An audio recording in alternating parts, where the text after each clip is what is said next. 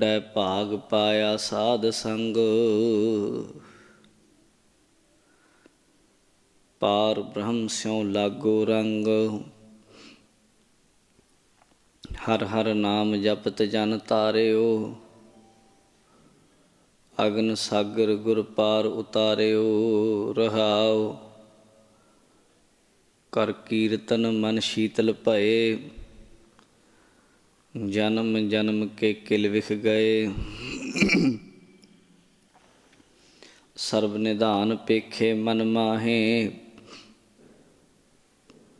ਅਬ ਢੂੰਡਨ ਕਾਹੇ ਕਉ ਜਾਹੇ। ਪ੍ਰਭ ਆਪਣੇ ਜਬ ਭਏ ਦਇਆਲ।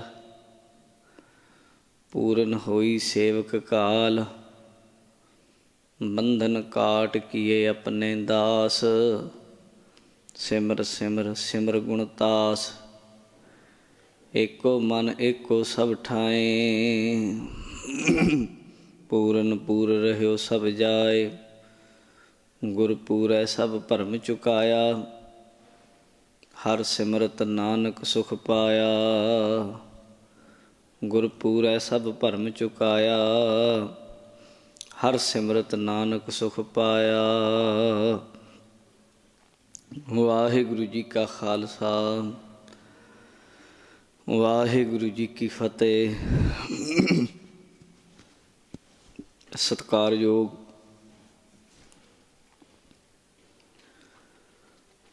ਸਤਿਗੁਰੂ ਜੀ ਦੇ ਸਾਜੇ ਨਵਾਜੇ ਗੁਰੂ ਰੂਪ ਖਾਲਸਾ ਜੀਓ। ਆਪ ਜੀ ਵੱਡਿਆਂ ਭਾਗਾਂ ਵਾਲੇ ਹੋ ਜੋ ਦੀਨ ਦੁਨੀਆ ਦੇ ਮਾਲਕ ਸਤਿਗੁਰੂ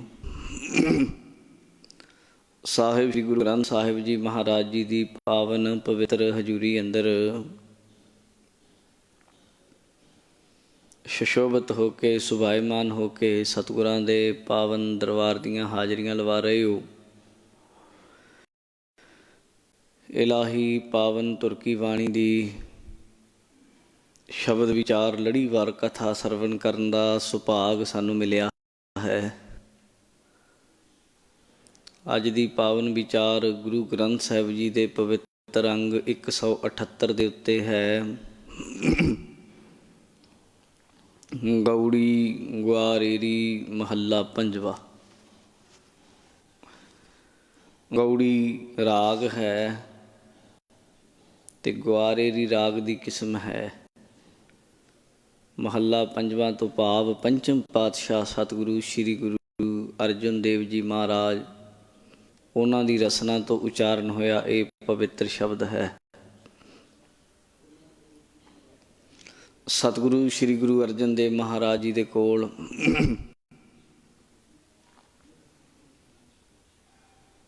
ਕੁਝ ਗੁਰਸਿੱਖ ਆਏ।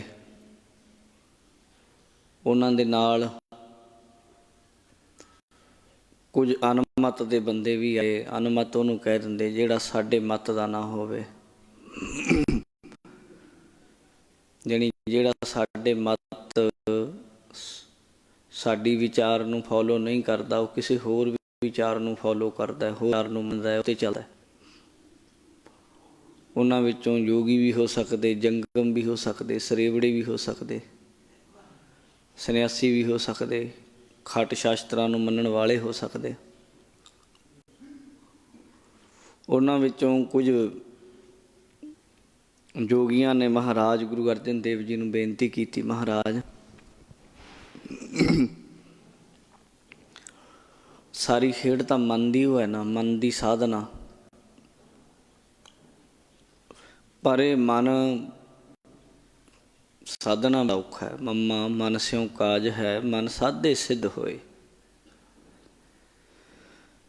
ਮਨ ਦੀ ਸਾਰੀ ਖੇਡ ਹੈ। ਮਨ ਸਾਧਿਆ ਜਾਏ ਤੇ ਸਿੱਧੀਆਂ ਵੀ ਪ੍ਰਾਪਤ ਹੋ ਜਾਂਦੀਆਂ ਹਨ। ਪਰ ਮਨ ਕਿਹੜਾ ਕੋਈ ਇੰਨਾ ਸੌਖਾ ਹੀ ਸਾਧਿਆ ਜਾਂਦਾ ਵੀ ਝਿੜਕ ਦੋ, ਡਾਂਟ ਦੋ। ਜਿਵੇਂ ਕਿਸੇ ਛੋਟੇ ਜਿਹੇ ਬੱਚੇ ਨੂੰ ਸਮਝਾ ਲਓ, ਬਿਠਾ ਲਓ, ਇੱਕ ਵਾਰ ਬਹਿੰਦਾ ਫਿਰ ਛਾਲਾਂ ਮਾਰਦਾ ਫਿਰਦਾ। ਉਹੀ ਹਾਲਤ, ਉਹ ਤੋਂ ਵੀ ਬਦਤਰ ਹਾਲਤ ਮਨ ਦੀ ਹੈ। ਕਾਰਨ ਮਨ ਮੈਲਾ ਹੈ। ਮਨ ਦੀ ਮਲੀਨਤਾ ਹੈ ਜਿਹੜੀ, ਇਹਦੀ ਚੰਚਲਤਾ ਜਾਣ ਨਹੀਂ ਦਿੰਦੀ। ਮਲ ਵਿਸ਼ੇਪ ਆਵਰਨ ਮੈਲਾ ਹੈ, ਇਸ ਕਰਕੇ ਵਿਸ਼ੇਪਤਾ ਨਹੀਂ ਛੱਡਦਾ, ਚੰਚਲਤਾ ਨਹੀਂ ਛੱਡਦਾ। ਆਵਰਨ ਪਰਦਾ ਬਣਿਆ ਹੋਇਆ, ਗਿਆਨ ਹੈ ਨਹੀਂ, ਸਮਝ ਹੈ ਨਹੀਂ, ਸੋਝੀ ਹੈ ਨਹੀਂ, ਅਗਿਆਨੀ ਹੈ। ਤੇ ਮਨ ਨੂੰ ਫਿਰ ਸਾਧਨ ਲਈ ਅਸੀਂ ਬੜੇ ਸਾਧਨ ਕਰਦੇ ਹਾਂ। ਕਹਿਣ ਲੱਗੇ, ਕਹਿੰਦੇ ਭਾਈ ਕੀ ਕਰਦੇ ਹੋ? ਉਹਨੇ ਆਖਿਆ ਜੀ ਯੋਗ ਮਤ ਵਿੱਚ ਤਾਂ ਅਸ਼ਟਾਂਗ ਯੋਗ ਹੈ, 8 ਅੰਗ ਹੈ ਯੋਗ ਦੇ। ਯਮ ਨੇਮ, ਧਾਰਨਾ, ਧਿਆਨ, ਸਮਾਧੀ ਇਤਿਆਦਿਕ, ਇਹ 8 ਬਣ ਜਾਂਦੇ ਆ। ਅੱਗੇ ਯਮ ਦੇ 8 ਅੰਗ ਹੈ, ਨੇਮ ਦੇ ਅੱਗੇ 10 ਅੰਗ ਹੈ। ਇੱਦਾਂ ਕਈ ਕਾਫੀ ਲੰਮਾ ਹੈ ਸਿਸਟਮ। ਸ਼੍ਰੀ ਗੁਰੂ ਨਾਨਕ ਪ੍ਰਕਾਸ਼ ਵਿੱਚ ਇਹ ਸਾਰੇ ਆਉਂਦੇ ਆ।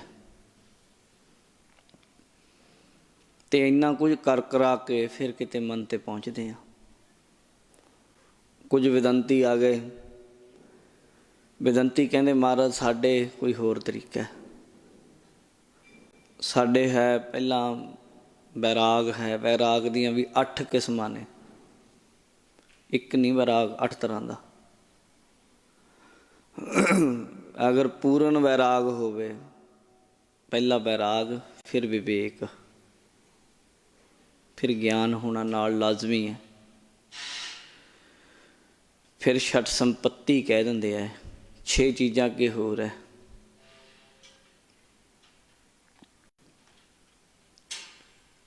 ਉਹ ਹੈ ਸਮ ਦਮ, ਪਹਿਲਾ ਸਮ ਦਮ, ਤੀਜੀ ਸ਼ਰਧਾ,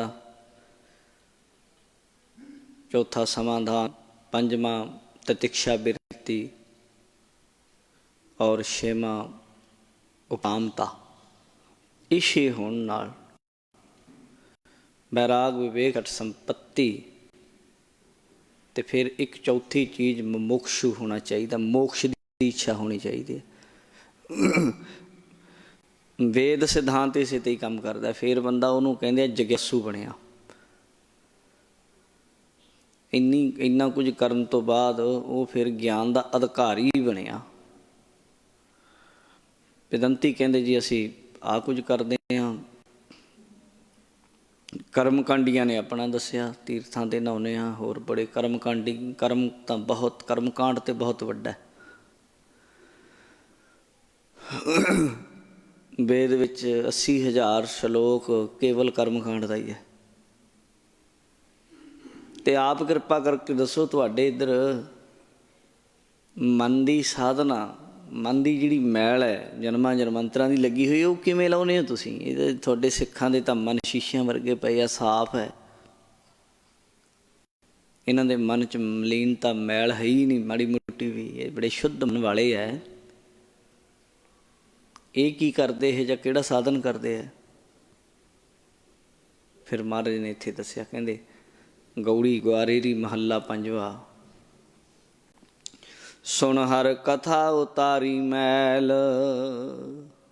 ਦੇਖ ਲਓ, ਜਿਹੜੀ ਤੁਸੀਂ ਕਥਾ ਸੁਣਦੇ ਹੋ, ਇਹਦਾ ਕਿੱਡਾ ਵੱਡਾ ਮਹੱਤਵ ਹੈ। ਸਾਡੇ ਲੋਕਾਂ ਨੂੰ ਕਈ ਵਾਰ ਕਦਰ ਨਹੀਂ ਹੁੰਦੀ ਚੀਜ਼ ਦੀ। ਕਦਰ ਨਾ ਹੋਣ ਕਰਕੇ ਹੀਰਾ ਵੀ ਕੋਲ ਹੋਵੇ, ਉਹਦੀ ਬੰਦਾ ਬਸ ਲਾਹਾ ਨਹੀਂ ਲੈ ਸਕਦਾ। ਜਿਵੇਂ ਭਾਈ ਗੁਰਦਾਸ ਨੇ ਆਖਿਆ ਨਾ, ਰਤਨ ਮਣੀ ਗਲ ਬਾਂਦਰ ਹੈ, ਕਿਹੋ ਕੀਮ ਨਾ ਜਾਣਾ। ਬਾਂਦਰ ਦੇ ਗਲ 'ਚ ਮਣੀ ਵੀ ਪਾ ਦਿਓ, ਉਹਨੂੰ ਕੀ ਕੀਮਤ ਉਹਦੀ। ਗੁੱਜਰ ਗੋਰਸ ਵੇਚ ਕੇ ਖਲ ਸੂੜੀ ਆਣਾ, ਨਾਭ ਕਥੂਰੀ ਮਿਰਗਦਾ ਫਿਰਦਾ ਹੈਰਾਣਾ। ਕਸਤੂਰਾ ਕਿਸਮ ਦਾ ਇੱਕ ਮਿਰਗ ਹੁੰਦਾ, ਉਹਦੀ ਨਾਭੀ 'ਚ ਕਸਤੂਰੀ ਖੁਸ਼ਬੂ ਪੈਦਾ ਹੋ ਜਾਂਦੀ ਹੈ, ਉਹਨੂੰ ਪਤਾ ਨਹੀਂ ਹੁੰਦਾ ਕਿੱਥੋਂ ਹੈ। ਇਉਂ ਸਾਡੇ ਹੱਥ, ਸਾਡੇ ਗੁਰਸਿੱਖੋ, ਸਾਡੇ ਹੱਥ ਬਹੁਤ ਵੱਡੀ ਚੀਜ਼ ਗੁਰੂ ਬਾਬੇ ਨੇ ਦੇ ਦਿੱਤੀ, ਕਥਾ ਕੀਰਤਨ। ਇਹਨੂੰ ਮਹਾਰਾਜ ਕਹਿੰਦੇ ਕਥਾ ਕੀਰਤਨ ਸੁਖਦਾਈ। ਕਥਾ ਕੀਰਤਨ ਮਹਾਰਾਜ ਕਹਿੰਦੇ ਜਿਹੜਾ ਇਹਦੇ ਨਾਲ ਜੁੜੇਗਾ, ਸੁਣੇਗਾ, ਪਹਿਲੇ ਸੁਣ ਹਰ ਕਥਾ, ਸੁਣ ਕੇ ਹਰੀ ਦੀ ਕਥਾ, ਫਿਰ ਕੀ ਹੋਏਗਾ ਜੀ? ਉਤਾਰੀ ਮੈਲ। ਕਹਿੰਦੇ ਮੈਲ ਉਤਾਰੀ ਹੈ, ਲਾ ਲਈ ਮੈਲ ਆਪਣੇ ਮਨ ਦੀ। ਬਥੇਰਿਆਂ ਦੇ ਮਨ ਸ਼ੀਸ਼ੇ ਵਰਗੇ ਹੋ ਗਏ ਕਥਾ ਸੁਣ ਕੇ। ਬੜੇ ਗੁਰਸਿੱਖ ਹੈ ਜਿਨ੍ਹਾਂ ਦੇ ਸਿਰਫ ਬਾਣੀ ਦੀ ਕਥਾ ਸੁਣ ਕੇ ਹੀ ਜੀਵਨ ਪਲਟ ਗਿਆ, ਸ਼ੁੱਧ ਹੋ ਗਿਆ ਮਨ, ਪਾਰਦਰਸ਼ੀ ਹੋਇਆ, ਤੇ ਸਾਧ ਸੰਗਤ ਪ੍ਰਭੂ ਨਾਲ ਸਿੱਧੇ ਜੁੜ ਗਏ। ਕਿਉਂਕਿ ਜਦੋਂ ਮਨ ਦੀ ਮੈਲ ਉਤਰ ਜਾਏ ਫਿਰ ਇਹ ਮਨ ਉਦੋਂ ਜੀਵ ਨਹੀਂ ਰਹਿੰਦਾ, ਫਿਰ ਇਹ ਪਰਮੇਸ਼ਰ ਦਾ ਹੀ ਰੂਪ ਹੋ ਜਾਂਦਾ। ਇਹ ਵੀ ਗੱਲ ਸਮਝ ਲਿਓ। ਇਹ ਕਈ ਵਾਰੀ ਮਨ 'ਚ ਆਵੇ ਜੀ ਮੈਲ ਉਤਰ ਗਈ ਫਿਰ ਕੀ ਹੈ ਜੀ?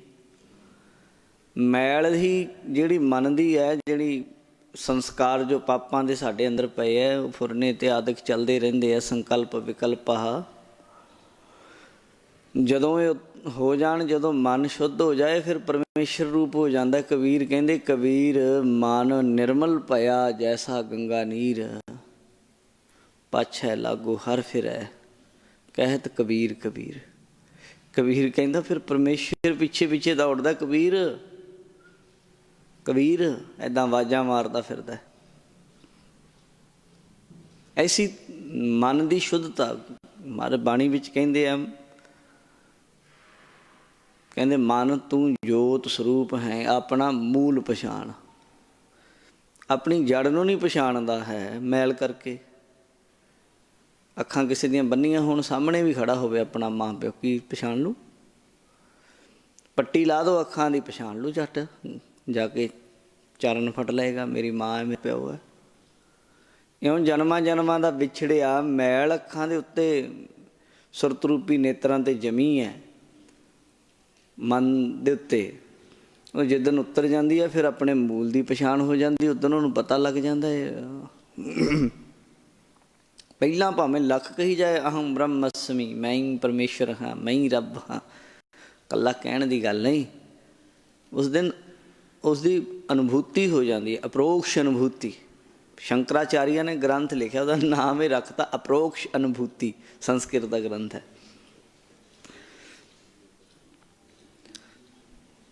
ਇਸ ਤਰੀਕੇ ਜੋ ਹੈ ਸੀ ਨਾਲ ਸੀ ਬਿਲਕੁਲ, ਉਹਦੀ ਪ੍ਰਾਪਤੀ ਹੋ ਜਾਣੀ। ਕਿਵੇਂ ਹੋਈ? ਮਹਾਰਾਜ ਕਹਿੰਦੇ ਸੁਣ ਹਰ ਕਥਾ। ਜਦੋਂ ਸੁਣੀ ਕਥਾ ਫਿਰ ਉਤਾਰੀ ਮੈਲ, ਫਿਰ ਮੈਲ ਉਤਾਰ ਲਈ, ਲਾ ਲਈ, ਪਤਾ ਲੱਗ ਗਿਆ। ਸ਼ੀਸ਼ਾ ਜਦੋਂ ਸਾਹਮਣੇ ਵੇਖਦੇ ਹਾਂ ਤੇ ਸ਼ੀਸ਼ਾ ਵੇਖ ਕੇ ਪਤਾ ਲੱਗ ਜਾਂਦਾ ਮੇਰੇ ਮੂੰਹ ਦੇ ਉੱਤੇ, ਮੇਰੇ ਕੱਪੜੇ ਦੇ ਉੱਤੇ ਕਾਲਖ ਲੱਗੀ ਹੈ, ਮੈਲ ਲੱਗੀ ਹੈ, ਦਾਗ ਲੱਗਿਆ, ਫਿਰ ਬੰਦਾ ਲਾ ਲੈਂਦਾ। ਕਥਾ ਸਾਡੀ ਇੱਕ ਭਗਤੀ ਹੈ, ਸਮਝਿਓ ਗੱਲ। ਇਹ ਇਕੱਲਾ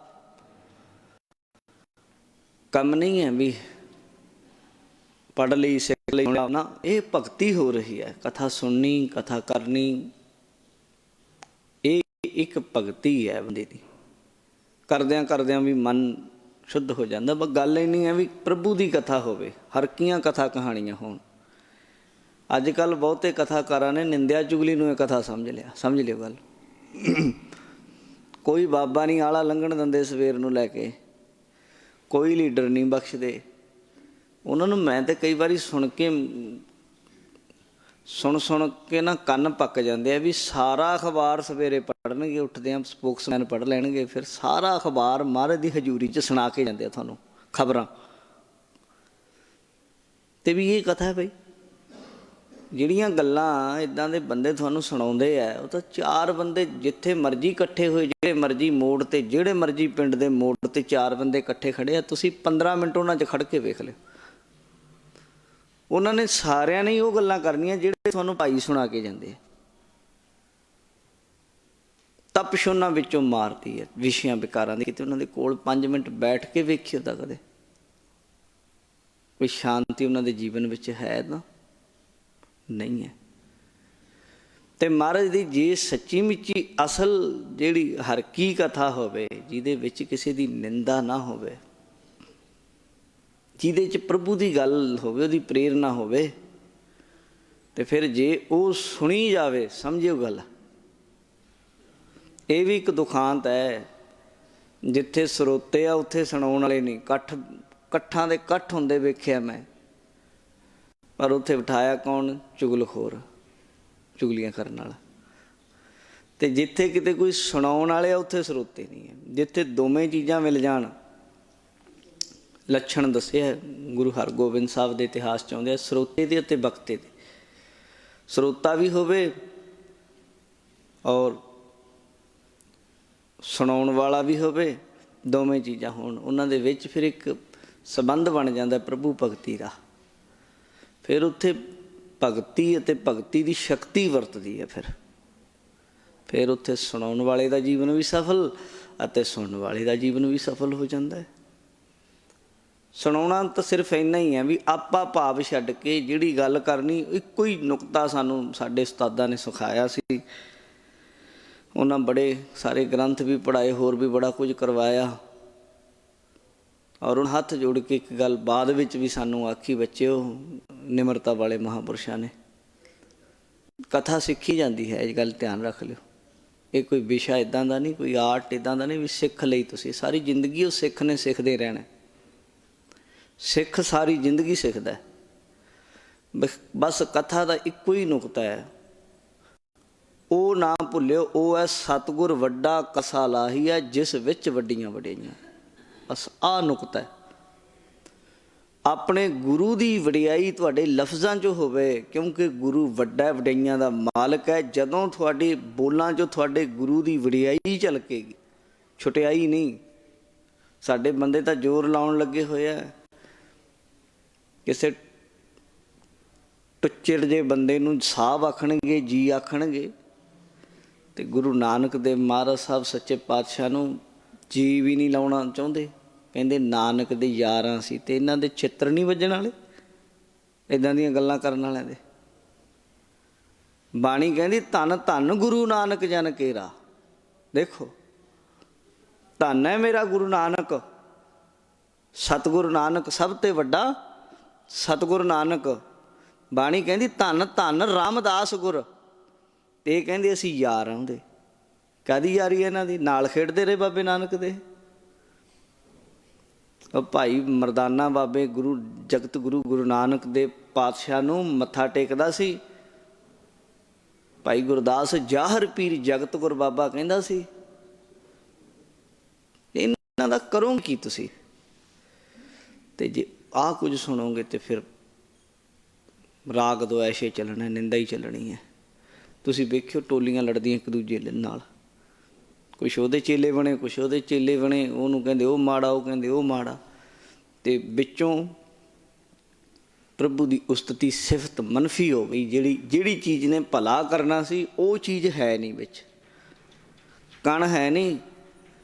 ਕਣ ਬਿਨਾ ਜੋ ਮਰਜ਼ੀ ਬੀਜੀ ਚੱਲੋ ਉਗਣਾ ਨਹੀਂ, ਕਣ ਬਿਨਾ ਜੈਸੇ ਥੋਥਰ ਤੁਖਾ।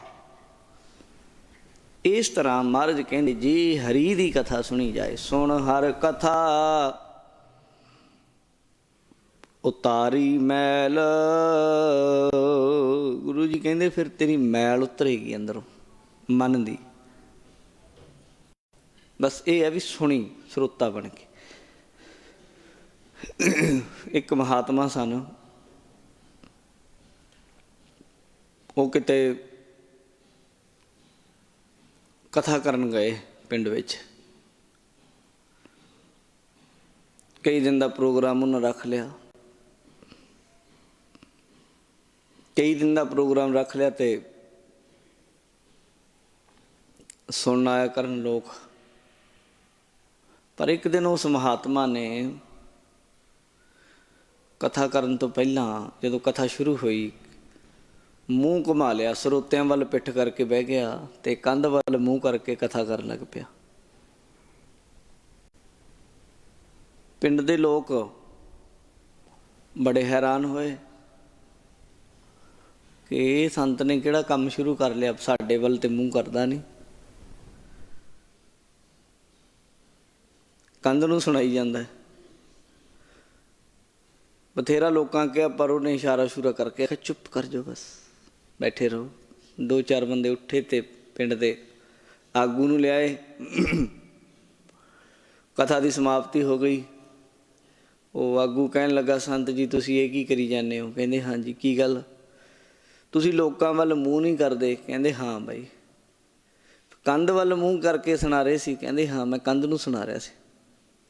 ਕਹਿੰਦਾ ਕਿਉਂ? ਲੋਕਾਂ ਨੂੰ ਸੁਣਾਓ, ਲੋਕਾਂ ਵਾਸਤੇ ਸੱਦਿਆ। ਉਹ ਕਹਿੰਦਾ ਫਰਕ ਕੀ ਹੈ? ਕੰਧ ਵੀ ਨਹੀਂ ਬਦਲਦੀ, ਬਦਲਦੇ ਤੁਹਾਡੇ ਲੋਕ ਵੀ ਨਹੀਂ। ਇਹਨਾਂ ਦਾ ਹਿਸਾਬ ਕਿਤਾਬ ਮੈਂ ਵੇਖੀ ਜਾਂਦਾ, ਗੱਲਾਂ ਹੀ ਮਾਰੀ ਜਾਂਦੇ ਇਹ ਇੱਕ ਦੂਜੇ ਨਾਲ, ਲੜੀ ਜਾਂਦੇ ਆ, ਬੋਲੀ ਜਾਂਦੇ ਆ। ਫਿਰ ਇਹਨਾਂ ਨੂੰ ਸੁਣਾਉਣ ਨਾਲੋਂ ਕੰਧ ਨੂੰ ਸੁਣਾ ਲਾਂ, ਘੱਟੋ ਘੱਟ ਰੌਲਾ ਤਾਂ ਨਹੀਂ ਪਾਉਂਦੀ, ਬਦਲਦੀ ਤਾਂ ਉਹ ਵੀ ਨਹੀਂ। ਅਗਰ ਜੇ ਸੁਣੀ ਜਾਵੇ। ਇੱਕ ਹੋਰ ਮਹਾਤਮਾ ਦੇ ਆਉਂਦੀ ਹੈ ਜੀਵਨ ਦੀ। ਇੱਕ ਸੰਤ ਸੀ, ਉਹਨੇ ਕਈ ਦਿਨਾਂ ਦਾ ਕਿਤੇ ਸਮਾਗਮ ਰੱਖ ਲਿਆ ਕਥਾ ਦਾ।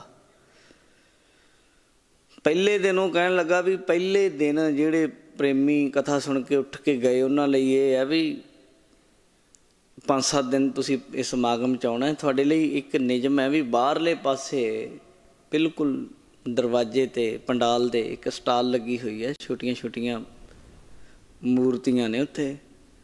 ਉਹ ਸਾਰੇ ਬੰਦੇ ਇੱਕ ਇੱਕ ਲੈ ਕੇ ਜਾਓ। ਜੇ ਲੈ ਕੇ ਨਹੀਂ ਜਾਣੀ, ਘੱਟੋ ਘੱਟ ਉਹਨੂੰ ਦੇਖ ਕੇ ਪੁੱਛ ਕੇ ਜਾਓ ਉਹਨੂੰ, ਉਹਦੇ ਬਾਰੇ। ਬੰਦੇ ਲਾਈਨ 'ਚ ਲੱਗ ਗਏ ਅਤੇ ਸਟਾਲਾਂ ਲੱਗੀਆਂ ਸੀਗੀਆਂ ਉੱਥੇ। ਮੂਰਤੀ ਵੀ ਕਿ ਇੱਕੋ ਹੀ 3 ਸਟਾਲਾਂ, ਇੱਕ ਬੰਦੇ ਕੋਲ ਤਿੰਨ ਮੂਰਤੀਆਂ, ਜਿਹੜੀ ਇੱਕ ਕੋਲ ਐ ਬਣਾਏ ਹੋਏ ਬਾਕਸ 'ਚ ਛੋਟੇ ਛੋਟੇ। ਇੱਕ ਦੀ ਕੀਮਤ 100 ਰੁਪਈਆ, ਦੂਜੇ ਦੀ 200 ਰੁਪਈਆ, ਤੀਜੇ ਦੀ 500 ਰੁਪਈਆ, ਪਰ ਹੈ ਸੇਮ ਸੀਆਂ ਬਿਲਕੁਲ। ਹੁਣ ਸੁਭਾਵਿਕ ਹੈ ਸਾਡੇ ਬੰਦਿਆਂ ਦਾ ਬਾਰਗਨਿੰਗ ਕਰਨ ਦਾ ਹੁੰਦਾ ਸੁਭਾਵ, ਨਾਪ ਤੋਲ ਜਿਹਨੂੰ ਅਸੀਂ ਕਹਿ ਲੈਂਦੇ ਹਾਂ।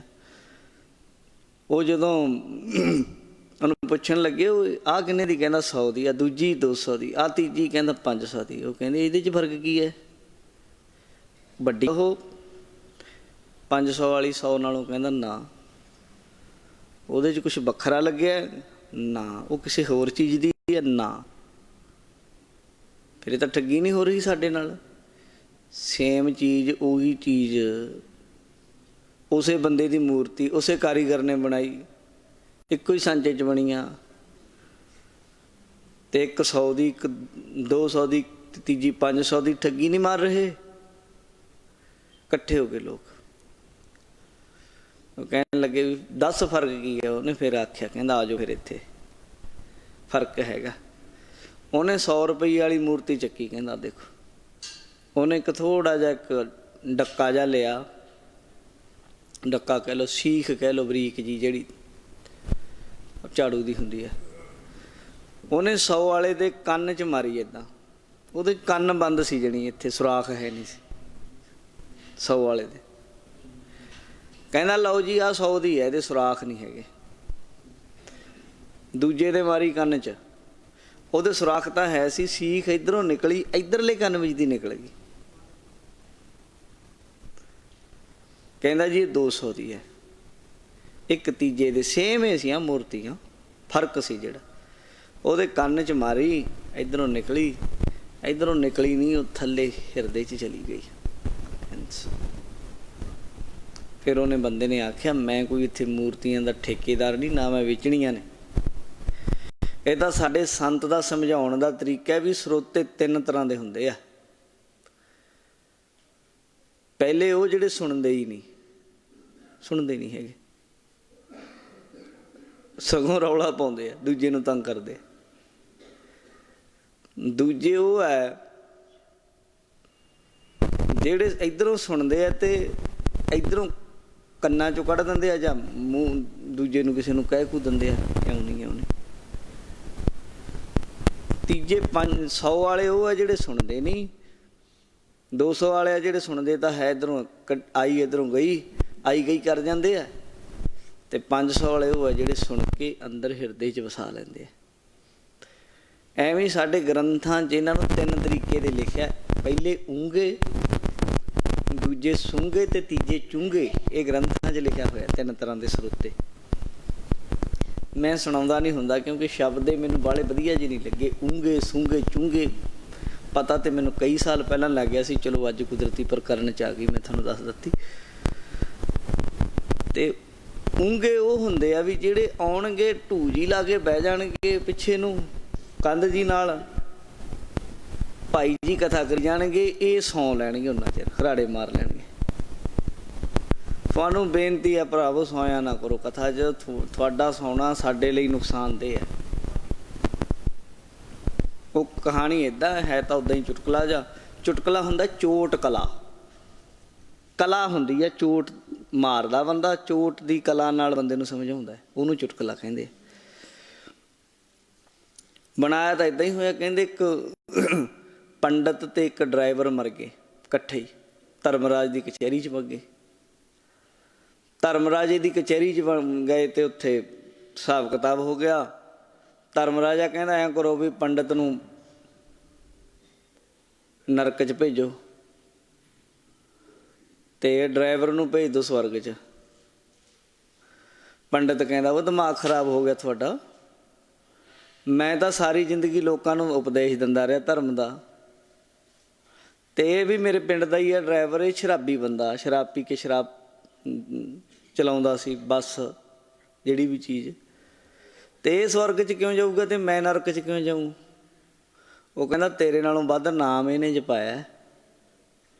ਉਹ ਕਹਿੰਦਾ ਉਹ ਕਿਵੇਂ? ਕਹਿੰਦਾ ਜਦ ਤੂੰ ਪ੍ਰਵਚਨ ਸੁਣਾਉਣ ਲੱਗਦਾ ਸੀ, ਲੋਕ ਲਾ ਕੇ ਪਿਛਲੇ ਪਾਸੇ ਆਪਣੀ ਕੰਡ ਘਰਾੜੇ ਮਾਰਨ ਲੱਗ ਜਾਂਦੇ ਸੀ, ਚੱਲ ਵੀ ਪੰਡਤ ਨੇ ਕਥਾ ਸੁਣਾਉਣੀ ਹੈ, ਉਹ ਤਾਂ ਲੋਕਾਂ ਨੂੰ ਸਵਾਇਆ ਹੀ ਹੈ।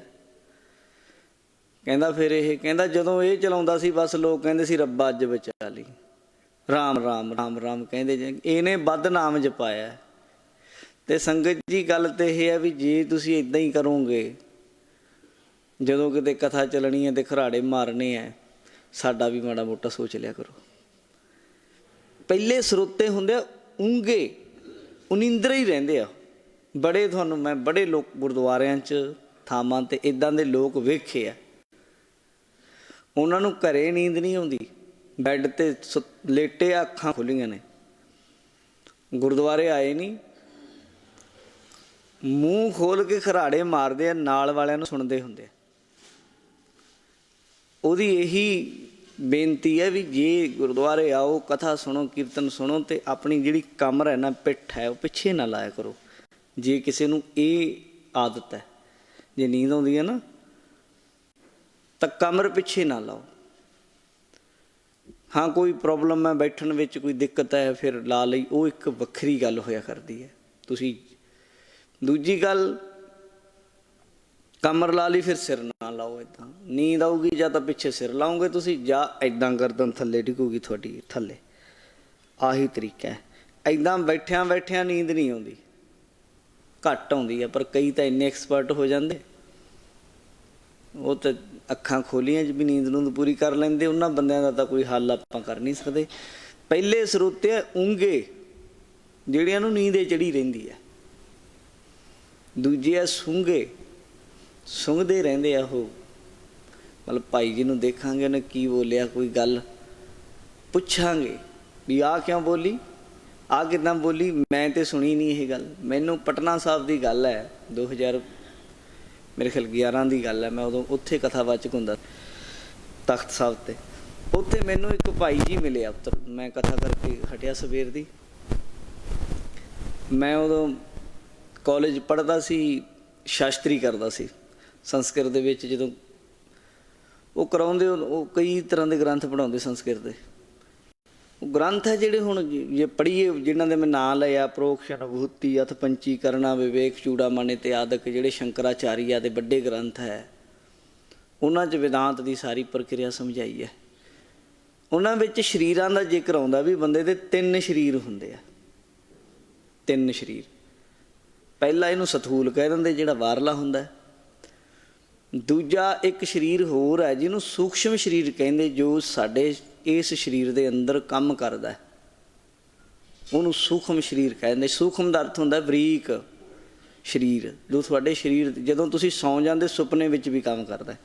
ਮੈਂ ਜਿਹੜੇ ਸਾਡੇ ਸਰੋਤੇ ਆ, ਮੈਂ ਉਹਨਾਂ ਨੂੰ ਸੁਣਾਉਂਦਾ ਰਹਿਣਾ ਇਹ ਗੱਲਾਂ ਲਗਾਤਾਰ, ਪਰ ਮੈਂ ਉਹਨਾਂ ਨੂੰ ਦੱਸਦਾ ਨਹੀਂ ਮੈਂ ਤੁਹਾਨੂੰ ਕਿੰਨੀ ਵੇਦਾਂਤ ਪ੍ਰਕਿਰਿਆ ਸੁਣਾ ਰਿਹਾ, ਬਰੀਕ ਸੁਣਾ ਰਿਹਾ। ਸੁਣਾਉਣਾ ਜ਼ਰੂਰ ਆ, ਪਰ ਤਰੀਕੇ ਨਾਲ। ਤੀਜਾ ਇੱਕ ਹੋਰ ਸਰੀਰ ਗ੍ਰੰਥਾਂ 'ਚ ਲਿਖਿਆ, ਉਹਨੂੰ ਕਾਰਨ ਸਰੀਰ ਲਿਖਿਆ, ਉਹਨੂੰ ਅਵਿਦਿਆ ਕਹਿੰਦੇ ਆ, ਗਿਆਨਤਾ, ਜਿਹਦੇ ਕਰਕੇ ਤੁਹਾਡਾ ਸਰੀਰ ਤੁਹਾਨੂੰ ਮਿਲਿਆ, ਜਨਮ ਮਰਨ ਦਾ ਕਾਰਨ ਬਣਿਆ। ਉਹਨੂੰ ਵੀ ਤੀਜਾ ਸਰੀਰ ਗ੍ਰੰਥਾਕਾਰ ਮੰਨਦੇ ਆ। ਮੈਂ ਤਿੰਨੇ ਸਰੀਰਾਂ ਦਾ ਜ਼ਿਕਰ ਕਰ ਦਿੱਤਾ ਤੇ ਤਿੰਨਾਂ ਦੀ ਥੋੜ੍ਹੀ ਥੋੜ੍ਹੀ ਵਿਆਖਿਆ ਕਰ ਦਿੱਤੀ। ਉਹ ਭਾਈ ਮੈਨੂੰ ਆ ਕੇ ਘੇਰ ਕੇ ਖੜ ਗਿਆ ਜੀ, ਕਹਿੰਦਾ ਸਰੀਰ ਤਾਂ ਦੋ ਹੁੰਦੇ ਆ। ਮੈਂ ਕਿਹਾ ਵੀ ਕਿਵੇਂ? ਕਹਿੰਦਾ ਤੁਸੀਂ ਤਿੰਨ ਆਖਿਆ। ਮੈਂ ਫਿਰ ਹੁਣ ਹੱਲ, ਕਹਿੰਦਾ ਮੈਂ ਦੋ ਸੁਣਿਆ ਤੇ ਮੈਂ ਹੁਣ ਇਹ 'ਚ ਮੇਰਾ ਕੀ ਕਸੂਰ ਹੈ ਭਰਾਵਾ? ਤੂੰ ਦੋ ਸੁਣਿਆ ਤੇ ਤੈਨੂੰ ਤਿੰਨ ਸੁਣਨੇ ਚਾਹੀਦੇ ਸੀ। ਉਹਨੇ ਕਿਸੇ ਵੱਡੇ ਵਿਦਵਾਨ ਦਾ ਨਾਂ ਲਿਆ, ਕਹਿੰਦਾ ਜੀ ਉਹ, ਮੈਂ ਹੁਣ ਨਾਂ ਨਹੀਂ ਲਵਾਂਗਾ, ਉਹ ਕਹਿੰਦਾ ਜੀ ਉਹ ਵਿਦਵਾਨ ਨੇ ਦੋ ਆਖਿਆ। ਮੈਂ ਬਈ ਤੇਰੇ ਵਿਦਵਾਨ ਨੇ ਵੀ ਨਹੀਂ ਪੜ੍ਹਿਆ ਤੇ ਤੂੰ ਵੀ ਨਹੀਂ ਪੜ੍ਹਿਆ। ਹੁਣ ਅੱਧ ਪਚੱਧ ਸੁਣ ਸੁਣਾ ਕੇ ਅੱਜ ਕੱਲ੍ਹ ਸਾਡੇ ਵਿੱਚ ਬੜੀ ਦਿੱਕਤ ਹੋ ਰਹੀ ਹੈ। ਦੇਖੋ ਗੁਰਮਤਿ ਵਿੱਦਿਆ ਦੇ ਵਿੱਚ ਪੜ੍ਹਾਈ ਦਾ ਬਹੁਤਾ ਵੈਸੇ ਮੇਲ ਨਹੀਂ ਹੁੰਦਾ। ਕੋਈ ਬੰਦਾ ਦੋ ਪੜ੍ਹਿਆ, ਕੋਈ ਤਿੰਨ ਪੜ੍ਹਿਆ, ਕੋਈ ਪੰਜ ਪੜ੍ਹਿਆ ਵੀ ਹੋਵੇ, ਅਗਰ ਉਹ ਇਸ ਪਾਸੇ ਮਿਹਨਤ ਕਰ ਲਵੇ, ਗੁਰੂ ਦੀ ਕਿਰਪਾ ਤਾਂ ਫਿਰ ਬਹੁਤ ਕੁਛ ਹੱਥ ਲੱਗਦਾ। ਪਰ ਉਂਝ ਸਾਡੇ ਸਿਸਟਮ ਚੱਲ ਪਿਆ ਵੀ 12 ਪੜ੍ਹਿਆ +2 ਪੜ੍ਹ ਜਾਂਦਾ ਵੱਧ ਤੋਂ ਵੱਧ। ਅੱਜ ਕੱਲ੍ਹ ਤਾਂ +2 ਦਾ ਸਰਟੀਫਿਕੇਟ ਉੱਦਾਂ ਹੀ ਸਰਕਾਰਾਂ ਦੇ ਰਹੀਆਂ। ਹੁਣ ਮੁੰਡੇ ਲੜਕੇ ਐਵੇਂ ਹੀ ਵੰਡਿਆ ਉਹਨਾਂ ਨੇ ਬਿਨਾਂ ਪੇਪਰਾਂ ਤੋਂ ਹੀ, +2 ਕਰ ਗਿਆ। ਉਦੋਂ ਬਾਅਦ 2 ਸਾਲ ਦਾ ਕਿਸੇ ਮਿਸ਼ਨਰੀ ਕਾਲਜ 'ਚ ਉਹਨੇ ਕੋਰਸ ਕਰ ਲਿਆ, 48 ਸ਼ਬਦ ਪੜ੍ਹਾਉਂਦੇ ਆ। ਉਦੋਂ ਬਾਅਦ ਉਹਨੂੰ ਫਿਰ ਕਿਸੇ ਕਾਲਜ 'ਚ ਪੜ੍ਹਾਉਣ ਲਾ ਦਿੰਦੇ, ਆਖੇ ਜੀ ਪ੍ਰੋਫੈਸਰ ਹੋ ਗਿਆ। ਫਿਰ ਉਹ ਪ੍ਰੋਫੈਸਰਾਂ ਨੇ ਜੋ ਬਾਣੀ ਦੇ ਅਰਥਾਂ ਦੇ ਅਨਰਥ ਕੀਤੇ ਆ, ਰੱਬ ਬਚਾਵੇ ਉਹਨਾਂ ਤੋਂ, ਉਹਨਾਂ ਨੇ ਬਹੁਤ ਨੁਕਸਾਨ ਕੀਤਾ ਕੌਮ ਦਾ। ਉਹ ਫਿਰ ਇੰਨੇ ਕੱਟੜ ਹੋ ਜਾਂਦੇ, ਉਹ ਮੰਨਦੇ ਵੀ ਨਹੀਂ ਕਿਸੇ ਦੀ ਗੱਲ। ਉਹਨਾਂ ਦੇ 2 ਸਾਲਾਂ 'ਚ ਉਹਨਾਂ ਦੇ ਦਿਮਾਗ 'ਚ ਇਹ ਪਾਈ ਜਾਂਦੀ ਵੀ ਜੋ ਤੂੰ ਬੋਲਤਾ ਬਸ ਉਹੀ ਸੱਚ ਹੈ। ਜਦੋਂ ਨੂੰ ਉਹ ਸਮਝਦੇ ਆ, ਮੈਂ ਕਈ ਬੰਦੇ ਉਹਨਾਂ ਦੇ ਸਮਝਦੇ ਵੀ ਵੇਖੇ ਆ, ਪਰ ਸਮਝਦੇ ਉਹ ਵੇਖਿਆ ਜਿਹੜੇ 10-10, 15-15 ਸਾਲ ਪਹਿਲਾਂ ਪ੍ਰਚਾਰ ਕਰ ਜਾਂਦੇ ਆ। ਫਿਰ ਉਦੋਂ ਬਾਅਦ ਕਿਸੇ ਚੰਗੇ ਉਸਤਾਦ ਦੀ ਉਹਨਾਂ ਨੂੰ ਸੰਗਤ ਹੁੰਦੀ, ਫਿਰ ਉਹਨਾਂ ਨੂੰ ਪਤਾ ਲੱਗਦਾ ਮੈਨੂੰ ਤਾਂ ਪਤਾ ਹੀ ਨਹੀਂ ਯਾਰ ਕਾਸੇ ਦਾ, ਮੈਂ ਤਾਂ ਪੜ੍ਹੀ ਕੱਖ ਨਹੀਂ ਹੈ। ਪਰ 15 ਸਾਲ ਉਹ ਦੇਖ ਲਓ ਤੁਸੀਂ ਕੀ ਅੰਧਾ ਧੁੰਦ ਵਰਤਾਉਂਦੇ ਆ, ਜਿੰਨਾ ਚਿਰ ਉਹਨਾਂ ਨੂੰ ਸਮਝ ਨਹੀਂ ਆਉਂਦੀ। ਜਦੋਂ ਉਹਨਾਂ ਨੂੰ ਮਾੜੀ ਮੋਟੀ ਸਮਝ ਲੱਗਦੀ, ਫਿਰ ਉਹ ਸਿੱਖਣ ਨੂੰ ਫਿਰਦੇ ਹੁੰਦੇ ਆ ਵੀ ਮੈਨੂੰ ਕੁਛ ਸਿਖਾ ਦਿਓ, ਮੈਨੂੰ ਕੁਛ ਸਿਖਾ ਦਿਓ, ਮੈਨੂੰ ਕੁਛ ਸਿਖਾ ਦਿਓ। ਅਤੇ ਉਹਨਾਂ ਦੇ ਫਿਰ ਉਹ ਆਪ ਵਕਤੇ ਅਤੇ ਫਿਰ ਉਹਨਾਂ ਦੇ ਚੇਲੇ ਸਰੋਤੇ, ਚੇਲੇ ਹੁੰਦੇ ਉਹਨਾਂ ਦੇ, ਉਹਨਾਂ ਨੂੰ ਇੰਨੇ ਪੱਕੇ ਬਣਾਉਂਦੇ ਆ ਉਹ ਨਾ, ਵੀ ਉਹਨਾਂ ਤੋਂ ਬਿਨਾਂ ਉਹ ਕਿਸੇ ਦੂਜੇ ਨੂੰ ਸੁਣਨਾ ਹੀ ਪਸੰਦ ਨਹੀਂ ਕਰਦੇ। ਉਹਨਾਂ ਦੇ ਚੇਲੇ ਵੀ ਫਿਰ ਆਹ ਨਿੱਤ ਸਿਆਪਾ ਖੜਾ ਕਰਦੇ ਆ, ਕਦੇ ਕਿਸੇ ਨੂੰ ਘੇਰਦੇ ਆ, ਕਦੇ ਕਿਸੇ ਨੂੰ ਘੇਰਦੇ ਆ, ਮੈਨੂੰ ਆਹ ਜਵਾਬ ਦੇ, ਮੈਨੂੰ ਆਹ ਜਵਾਬ ਦੇ।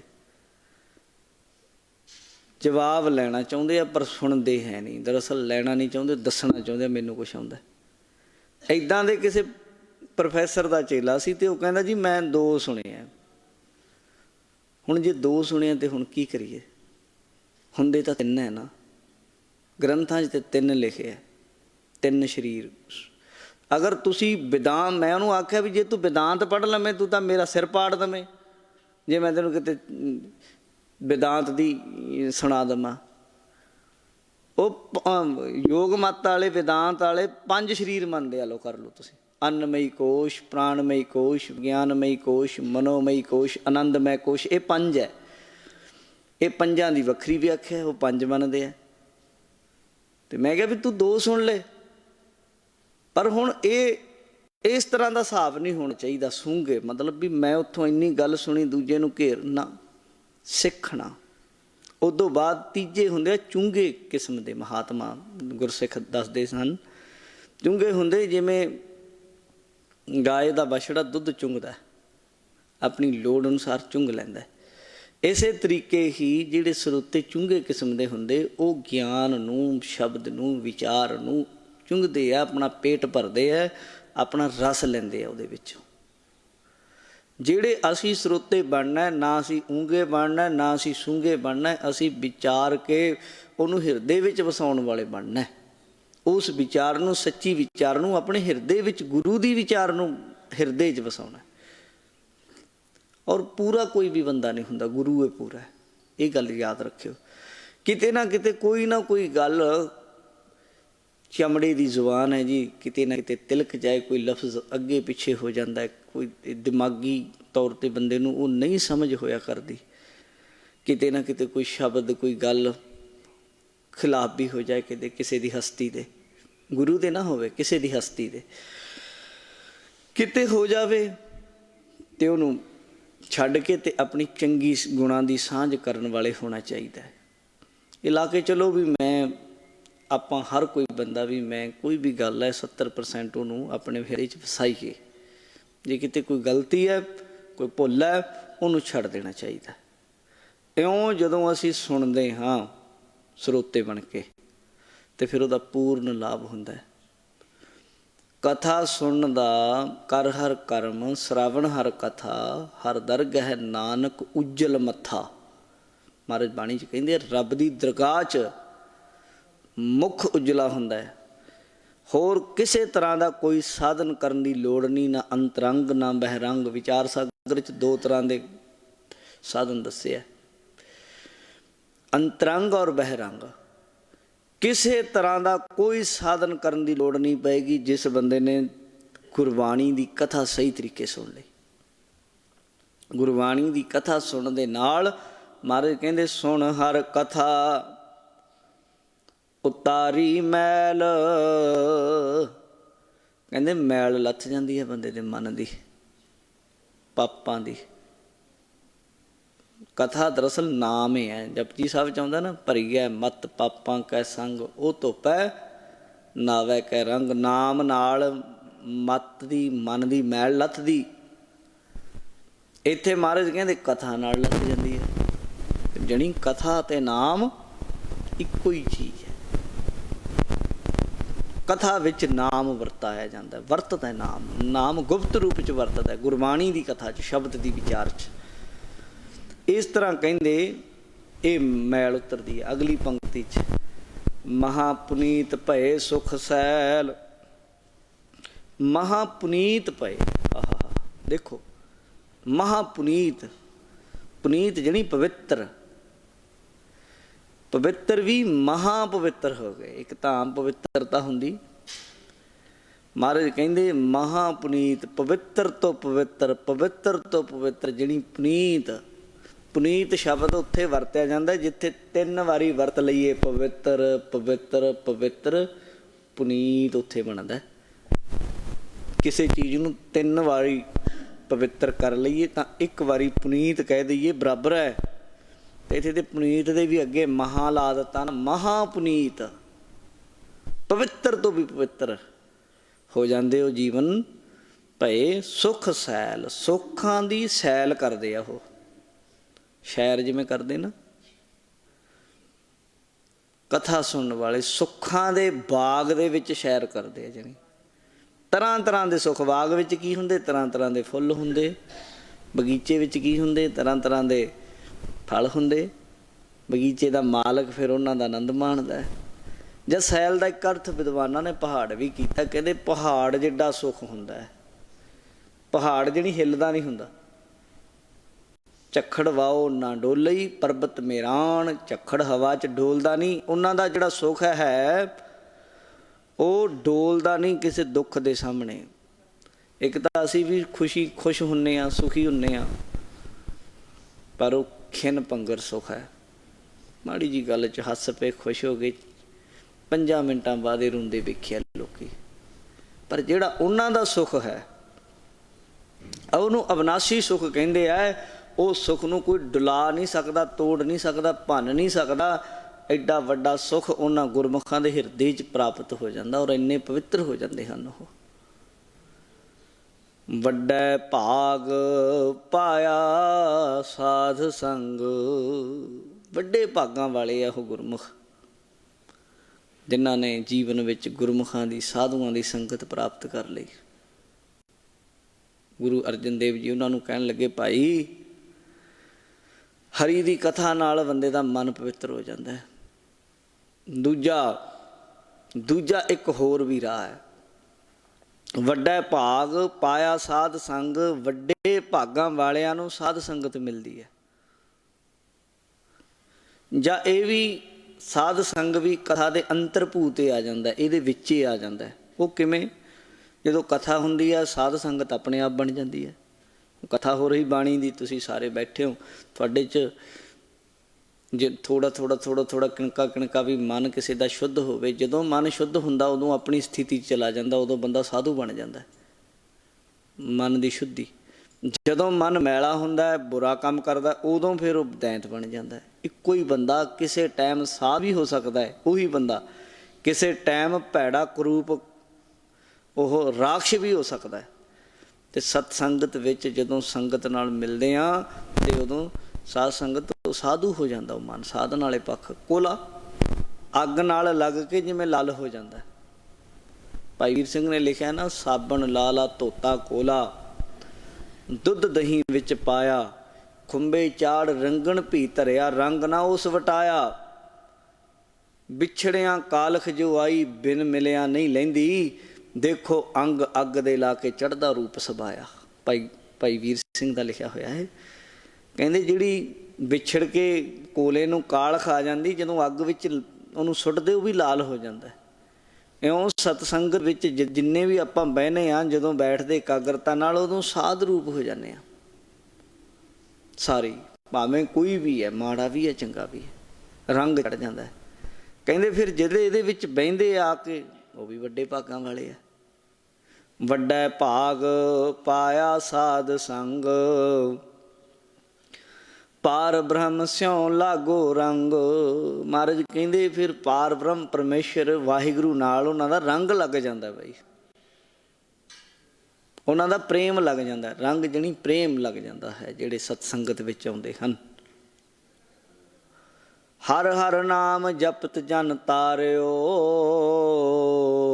ਹਰ ਹਰ ਨਾਮ ਜਪਤ, ਵਾਹਿਗੁਰੂ ਵਾਹਿਗੁਰੂ ਵਾਹਿਗੁਰੂ ਵਾਹਿਗੁਰੂ ਵਾਹਿਗੁਰੂ ਵਾਹਿਗੁਰੂ ਵਾਹਿਗੁਰੂ। ਜਦੋਂ ਇੱਦਾਂ ਕਰਾਂਗੇ ਨਾ, ਜਪਾਂਗੇ, ਫਿਰ ਮਹਾਰਾਜ ਕਹਿੰਦੇ ਜਨ ਤਾਰਿਓ, ਬੰਦੇ ਨੂੰ ਪਰਮੇਸ਼ਰ ਤਾਰ ਦਿੰਦਾ, ਪਾਪੀ ਵੀ ਕਿਉਂ ਨਾ ਹੋਵੇ।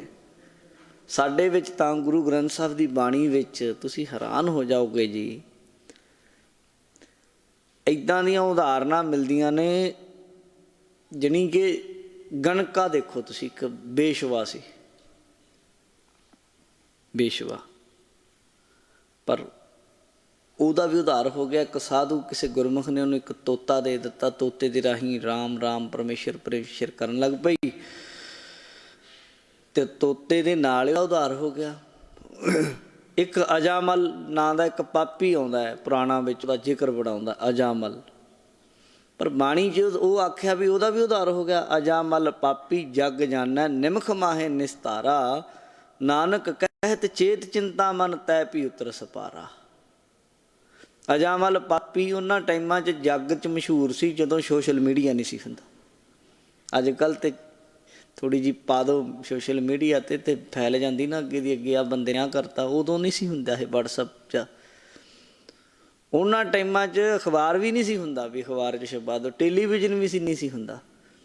ਜੇ ਉਹਨਾਂ ਟਾਈਮਾਂ 'ਚ ਬੰਦਾ ਮਸ਼ਹੂਰ ਹੋ ਗਿਆ ਸੀ, ਦੁਨੀਆ ਦੇ ਲੋਕ ਉਹਨੂੰ ਜਾਣਦੇ ਸਨ ਪਾਪੀ ਹੈ, ਅਤੇ ਕਿੱਡਾ ਪਾਪੀ ਹੋਣਾ, ਜਾਣੀ ਕਿੰਨਾ ਨਿਸੰਗ ਹੋ ਕੇ ਵਰਤਦਾ ਹੋਏਗਾ। ਅਜਾਮਲ ਪਾਪੀ ਜਗ ਜਾਣੈ, ਨਿਮਖ ਮਾਹੇ ਨਿਸਤਾਰਾ। ਉਹਨੂੰ ਤਾਰਨ ਲੱਗਿਆ ਜਾਣੀ ਨਿਮੇਕਸ਼ ਮਾਤਰ ਵੀ ਨਹੀਂ ਲਾਇਆ, ਪਲ ਵੀ ਨਹੀਂ ਲਾਇਆ। ਅਤੇ ਕਹਿੰਦੇ ਤੂੰ ਕਿਉਂ ਨਹੀਂ ਜਪ ਲੈਂਦਾ ਬਈ? ਇਉਂ ਸਮਝਾ ਰਹੇ ਨੇ, ਹਰ ਹਰ ਨਾਮ ਜਪਤ ਜਨ ਤਾਰਿਓ। ਵਾਹਿਗੁਰੂ ਦਾ ਨਾਮ ਜਪਣ ਲੱਗਿਆ ਬੰਦੇ ਦਾ ਉਧਾਰ ਹੋ ਜਾਂਦਾ, ਤਾਰ ਦਿੰਦਾ ਨਾਮ। ਅਗਨ ਸਾਗਰ ਗੁਰ ਭਾਰ ਉਤਾਰਿਓ। ਅਗਨ ਸਾਗਰ, ਅੱਗ ਦਾ ਭਰਿਆ ਪਿਆ ਸਾਗਰ, ਇਹ ਸੰਸਾਰ ਹੈ ਜਿਹੜਾ। ਅੱਗ ਕੀ ਵਿਸ਼ੇ ਵਿਕਾਰ, ਇਹਦੇ ਵਿੱਚ 3 ਤਰ੍ਹਾਂ ਦੀ ਅੱਗ ਲੱਗੀ ਹੋਈ ਹੈ। ਬਾਣੀ 'ਚ ਲਿਖਿਆ ਹੰਸ ਹੇਤ ਲੋਭ ਕੋਪ 4, ਹੰਸ ਹੇਤ ਲੋਭ ਕੋਪ ਚਾਰੇ ਨਦੀਆਂ ਅੱਗ। ਕਹਿੰਦੇ ਹਿੰਸਾ ਦੀ ਅੱਗ ਬਲਦੀ ਪਈ ਹੈ, ਹਿੰਸਾ ਦੀ, ਇੱਕ ਦੂਜੇ ਦੇ ਖਿਲਾਫ ਚੱਲਦੇ ਪਏ। ਹੇਤ ਮੋਹ ਵੀ ਇੱਕ ਤਰ੍ਹਾਂ ਦਾ ਅੱਗ ਹੈ, ਮੋਹ, ਲੋਭ ਦੀ ਅੱਗ ਲੱਗ ਰਹੀ ਹੈ, ਬਾਲ ਰਹੀ ਹੈ ਬੰਦੇ ਨੂੰ। ਲਾਲਚ ਸਿਰ ਤੋਂ ਉੱਤੇ ਹੋਇਆ ਪਿਆ। ਪਤਾ ਹੈ ਵੀ ਜੇ ਜਿੰਨੇ ਮੇਰੇ ਕੋਲ 4 ਪੈਸੇ ਹੈਗੇ ਹੈ, ਇਹਨਾਂ ਨਾਲ ਮੈਂ ਜੇ ਸਾਰੀ ਜ਼ਿੰਦਗੀ ਲੰਘਾ ਸਕਦਾ, ਬਿਲਕੁਲ ਪਤਾ ਹੈ ਵੀ ਨਾ ਵੀ ਕੁਛ ਕਰਾਂ ਨਾ, ਜਿੰਨਾ ਕੁ ਮੇਰਾ ਕੰਮ ਹੈਗਾ, ਦੁਕਾਨ ਖੋਲ੍ਹੀ ਆ ਜਾਂ ਕੁਛ ਕੀਤਾ, ਮੇਰੇ ਕੋਲ ਇੰਨਾ ਕੁ ਮੇਰੀ ਸੰਪੱਤੀ ਹੈ, ਇੰਨੇ ਕੁ ਮੇਰੇ ਘਰ-ਬਾਰ ਹੈਗਾ, ਆਹ ਕੁਝ ਹੈਗਾ, ਵੀ ਜੇ ਕੰਮ ਚੱਲਦਾ ਤਾਂ ਵੀ, ਨਾ ਵੀ ਤਾਂ ਮਾੜਾ ਮੋਟਾ ਬੈਠ ਬੂਠ ਕੇ ਜ਼ਿੰਦਗੀ ਲੰਘ ਸਕਦੀ ਹੈ ਸੌਖੀ। ਪਰ ਫਿਰ ਵੀ ਸਾਧ ਸੰਗਤ ਜੀ ਇਉਂ ਦਿਲ ਲੱਗਿਆ ਪਿਆ ਵੀ ਕੋਠੇ ਭਰ ਲਵਾਂ, ਇਕੱਠੇ ਕਰ ਲਵਾਂ, ਇਕੱਠੇ ਕਰ ਲਵਾਂ, ਇਉਂ ਲੱਗਦਾ। ਇਹਨੂੰ ਕਹਿੰਦੇ ਲੋਭ। ਲੋੜ ਅਨੁਸਾਰ ਮਾੜਾ ਮੋਟਾ ਲੋੜ ਅਨੁਸਾਰ ਹਿੰਮਤ ਉੱਦਮ ਕਰਨ ਨੂੰ ਲੋਭ ਨਹੀਂ ਕਹਿੰਦੇ, ਉਹ ਤਾਂ ਜ਼ਰੂਰਤ ਹੈ। ਪਰ ਜੇ ਪੱਲੇ ਹੋਣ ਦੇ ਬਾਵਜੂਦ ਵੀ ਲੱਗੇ ਰਹਿਣਾ, ਫਿਰ ਤੁਸੀਂ ਆਖੋਗੇ ਜੀ ਵਿਹਲਾ ਬੰਦਾ ਤੇ ਬਿਮਾਰ ਹੋ ਜਾਏਗਾ। ਠੀਕ ਹੈ, ਡਿਪਰੈਸ਼ਨ ਉਦੋਂ ਹੀ ਬੰਦੇ ਨੂੰ ਆਉਂਦਾ ਜਦੋਂ ਵਿਹਲਾ ਹੁੰਦਾ, ਵਿਹਲਾ ਘਰੇ ਬਹਿੰਦਾ, ਪੂਰਾ ਸਟ੍ਰੈਸ ਵਿੱਚ ਆ ਜਾਂਦਾ। ਫਿਰ ਕੀ ਕਰੋ ਤੁਸੀਂ? ਸੇਵਾ ਕਰ ਲਓ ਨਾ। ਫਿਰ ਜ਼ਰੂਰੀ ਉੱਥੇ ਬੈਠੇ ਰਹਿਣਾ? ਸੇਵਾ ਕਰੋ, ਸਿਮਰਨ ਕਰੋ, ਭਾਂਡੇ ਮਾਂਜੋ, ਗੁਰੂ ਘਰ ਆਓ। ਪਰ ਲੋਭ ਇੰਨਾ ਹੈ ਕਿ ਗੁਰਦੁਆਰੇ ਨਹੀਂ ਆਉਣਾ। ਫਿਰ ਚੌਥੀ ਕੋਪ, ਗੁੱਸਾ, ਕ੍ਰੋਧ ਇੰਨਾ, ਗੱਲ ਗੱਲ ਤੇ ਸਿਰ ਪਾੜਨ ਨੂੰ ਜਾਂਦਾ। ਘਰ ਵਾਲਾ ਵਿਚਾਰਾ ਬੋਲਦਾ ਹੀ ਨਹੀਂ, ਚੁੱਪੇ ਕੀਤਾ ਰਹਿੰਦਾ। ਕਿਉਂ? ਉਹਨੂੰ ਪਤਾ ਵੀ ਜੇ ਬੋਲੂਗਾ ਅੱਗੋਂ ਚਾਰ ਸੁਣਾਊਗੀ, ਕੀ ਕਰੇ ਉਹ ਵਿਚਾਰਾ ਵਧੀਆ ਬੋਲਦਾ ਸੀ, ਪਰ ਹੁਣ ਇਉਂ ਬਣ ਗਿਆ ਜਿਵੇਂ ਗੂੰਗਾ ਹੋਵੇ। ਬਾਹਰ ਵਧੀਆ ਬੋਲਦਾ, ਉੱਦਾਂ ਕਹੂਗੀ ਮੈਂ ਸੁਣਿਆ ਤੂੰ ਬਾਹਰ ਬੜੀਆਂ ਗੱਲਾਂ ਮਾਰਦਾ, ਮੈਂ ਤੇਰੇ ਬਾਰੇ ਸੁਣਿਆ। ਆ ਕੇ ਆਖਣਗੇ ਭਰਜਾਈ ਇਹ ਬਹੁਤ ਵਧੀਆ ਗੱਲਾਂ ਸੁਣਾਉਂਦਾ, ਦਿਲ ਲਾ ਕੇ ਰੱਖਦਾ। ਉਹ ਕਹਿੰਦੀ ਮੈਂ ਤਾਂ ਸੁਣਿਆ ਨਹੀਂ। ਉਹ ਤੂੰ ਸੁਣਦੀ ਕਦੋਂ ਹੈ? ਤੂੰ ਤਾਂ ਬੋਲਦੀ ਹੈ। ਇੱਦਾਂ ਹੀ ਬੰਦਿਆਂ ਦਾ ਹਾਲ। ਕਈ ਬੰਦੇ ਇੰਨੇ ਬੋਲਣਗੇ ਵਿਚਾਰੀ ਘਰ ਵਾਲੀ ਨੂੰ ਪਰੇਸ਼ਾਨ ਕਰ ਦੇਣਗੇ। ਗੱਲ ਗੱਲ ਤੇ ਗੁੱਸਾ, ਗੱਲ ਗੱਲ ਤੇ ਗੁੱਸਾ। ਜ਼ਿਆਦਾਤਰ ਬੰਦੇ ਵੀ ਇੱਦਾਂ ਕਰਦੇ ਆ, ਬੀਬੀਆਂ ਵੀ ਕਰਦੀ ਹੈ। ਅਤੇ ਇਹ ਗੁੱਸਾ ਕਾਹਦੇ ਲਈ? ਇੰਨਾ ਕਾਹਤੋਂ ਕਰਦੇ ਹੋ? ਇੰਨੇ ਪਰੇਸ਼ਾਨ ਕਿਉਂ ਹੋਏ ਰਹਿੰਦੇ ਹੋ? ਬਿਨਾਂ ਵਜ੍ਹਾ ਤੋਂ ਗੱਲਾਂ, ਬੇਵਜ੍ਹਾ ਤੋਂ। ਉਹਨੇ ਮੈਨੂੰ ਆਹ ਕਹਿ ਦਿੱਤਾ, ਉਹਨੇ ਮੈਨੂੰ ਆਹ ਕਹਿ ਦਿੱਤਾ, ਫੋਨਾਂ 'ਤੇ ਸੁਣਦੇ ਰਹਿੰਦੇ। ਉਹਨੇ ਉਹ ਕਹਿ ਦਿੱਤਾ ਅਤੇ ਕਹਿ ਦਿੱਤਾ, ਫਿਕਰ ਕਾਹਦੀ ਕਰਦੇ ਹੋ? ਕਹਿਣ ਨੂੰ ਲੋਕ ਤਾਂ ਪ੍ਰਧਾਨ ਮੰਤਰੀ ਨੂੰ ਕਹੀ ਜਾਂਦੇ ਆ ਪਿੱਛੋਂ, ਹਟਦੇ ਨਹੀਂ, ਹਟਦੇ ਆ ਕਿਤੇ? ਜਿਹਨੂੰ ਮਰਜ਼ੀ ਕਹਿ ਦੇਣਾ, ਤੈਨੂੰ ਵੀ ਕਹਿਣਗੇ। ਇਸ ਲਈ ਇਹਨਾਂ ਦੀ ਬਹੁਤੀ ਪਰਵਾਹ ਨਾ ਕਰ, ਸੱਚ ਦੇ ਮਾਰਗ 'ਤੇ ਚੱਲ।